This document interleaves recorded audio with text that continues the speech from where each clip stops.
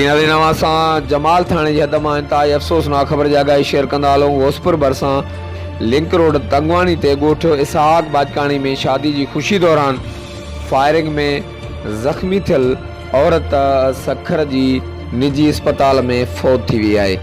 दीनारीन जमाल मावा सां अफ़सोसनाक ख़बर जी आगाही शेयर कंदा हलूं। घोसपुर भरिसां जमाल थाणे जी हद ॻोठ मोहम्मद इसहाक बाजकाणी में शादी की खुशी दौरान फायरिंग में ज़ख़्मी थियल औरत मुसमात हलीमा ख़ातून ज़ख़्मनि जा सूर न सहंदे सखर जी निजी अस्पताल में फौत थी वई आहे, जॾहिं त हिकु नौजवान वाक़े में ज़ख़्मी भी आहे, जंहिंजो नालो हाकिम बाजकाणी ॿुधायो पियो वञे। हर वक़्तु आगाह रहण लाइ ॾिसंदा रहो GTN वेब न्यूज़।